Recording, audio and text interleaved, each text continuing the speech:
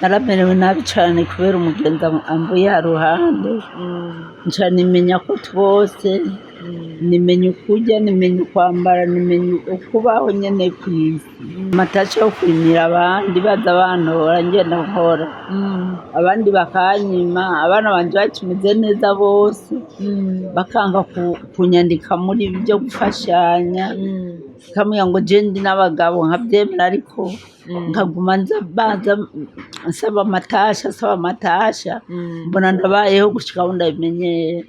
Tarcisse Hope Ministry TV ni umuryango washinzwe ugamije gufasha abakene, imfubyi n'abapfakazi batagira kirengera, abana baba mwibarabara, abasangwa butaka, abarwariye mu bitaro ndetse n'imfungwa.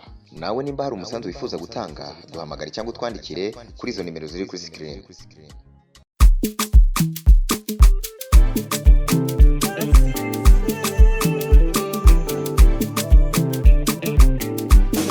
Amahoro y'Imana abakunzi ba Tarcisse Hope Ministry TV, nkuko tudahengeshanya misi yose kwama tubaha ibiganiro byiza. Iki ni cya kiganiro umupfakazi avamo intwari ikomeye. Je nyene ndakibashikiriza ni Genevieve niyo kwizera, benshi bakunda kuntazira ngo Kaboro. Uno musi rero nkaba nongeye kugirirwa ayandi mahigwe yo kuba ndi kumwe n'uno muvyeyi mwiza yabaye intwari. Reka kwanza manze ndamuramutse, hama mejije kumuramutsa atugire izina ryiwe, hanyuma tuje kwidonido ry'ikiganiro. Karibu mama. Je nitwa Ndachonungu cyanje. Witwa Ndachonungu cyanje. Ego urakoze cyane. Iki kiganiro turimwo ni kiganiro kivuga ngo umupfakazi cyangwa umupfakari avamo intwari ikomeye.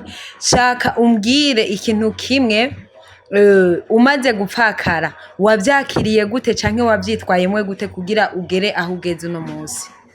Kugira ngo ngere aho ngeze uno munsi, ego naramerewe nabi cyane kubera umugenzi amvuye haruhande nca nimenya ko twose nimenya ukurya nimenya ukwambara nimenya ukubaho nyene kw'isi gushika uno munsi. None nk'ubu unyeho mbere biradendutse n'amashami yanje ndabona amerewe nabi nanje amererwa nabi, zishobora kumererwa neza. None ubu mere birarenze cyane. Urakoze cyane. Urumva wowe uravuga ngo n'uyu munsi biracakubabaza, n'uyu munsi uracari muri ibyo bibazo nibiki? Ni urumva nico shaka kumenya ingene wavyitwayemwo muri kino gihe, kubera ko urabizi iyo benshi iyo bapfakaye usanga bariko baja mu ngeso zimwe na ziriya. Wowe wavyitwayemwo gute kugira ngo ushobore kwihangana mu gihe umugenzi wawe yarakuvuye impande? Nafashe amatasha yo kwimira abandi baza bantora ngenda nkora abandi bakanyima abana banje bakimeze neza bose bakanga kunyandika muri ibi byo gufashanya kamwe ngo je ndi n'abagabo nkabyemera ariko nkaguma baza nsaba amatasha mbona ndabayeho gushika aho ndabimenyera. Urakoze cyane. Urumva wowe mu bisanzwe uravuga ati jewe umushinga ntahe wanje amaze kwitaba Imana ntibyanyoroheye, nakoze n'amatasha kugira ngo shobore kubona ingene ntunga abana banje. Intambamyi wahuye nayo muri ubwo bupfakari uvuga ati iyi jewe vraiment sinzopfa ndayibagiye niyi? Aho duhungiye kwangara atawe mpa amaboko, nico cyambabaje. Nico cyakubabaje? Nk'impanuro basi dufate nk'impanuro wobwira abantu uti jewe vraiment ibyambabaje nibi navyitwayemo kunuku kugira ngo shobore kubinesha. Ariko abantu rero ntiboshobora gufatiraho nafatiye jewe kubera nanjye naciye nizera Uhoraho n'ukuri Uhoraho arabingiza arabintabara ndabivamo byose ndabivamo ndabikira ndabaho gutyo atakibabara nkigira atashavu nkigira ngizera Uhoraho wenyine akaba ari wangirira akamaro. Urumva mu bisanzwe uvuga ati jewe Imana yanje niyo yafashije kugira ngo shobore kukuva muri ibyo bihe canke shobore kurema muri ibyo bihe?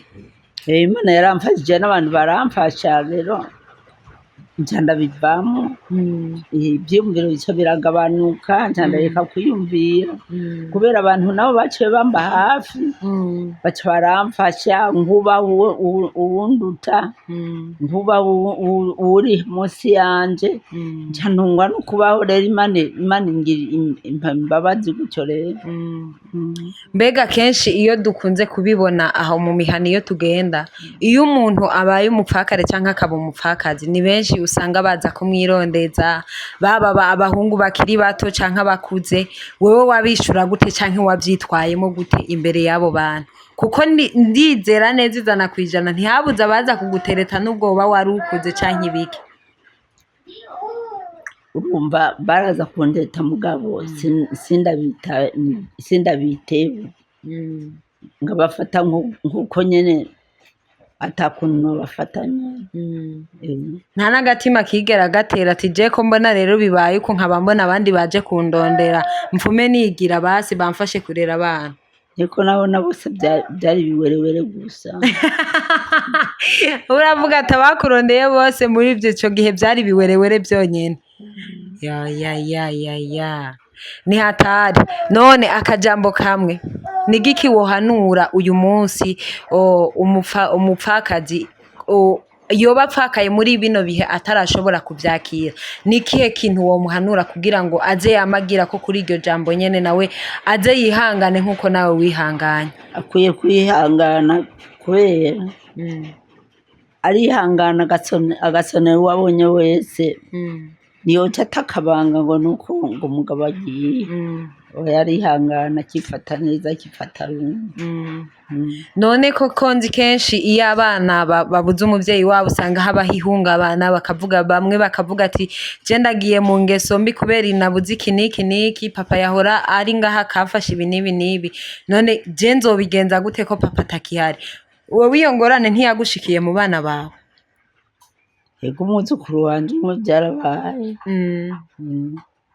Yaciye aja gukora ubumaraya kubera izo ngorane? Yatwaye inda ari mu ishuri. Kubera ibyo bihe? Oya bwarusazi bwiwe nyene bumufasha. Urumva rero wewe mu bisanzwe uhanura abapfakazi canke abapfakare kuko ko bosenga Imana ikabafasha ikabatabara ikabaremesha muri ibyo bihe barimo. Yego cyane. Urakoze cyane. Twari mu kiganiro umupfakazi avamwo intwari ikomeye canke umupfakare. Jewe mwariko murakwirikirana yari Genevieve niyo kwizera, tukaba twari kumwe nono muvyeyi mwiza mubona ngaha, aha tugiye ati wewe wapfakaye senga Imana, nimba ubona ubuzima bwaje za kubipatane canke ugenda ukora ikiyede, ariko ntuje guta isoni canke ngo uje mu bandi bagabo ngo umare amazi uruvyaro rwawe.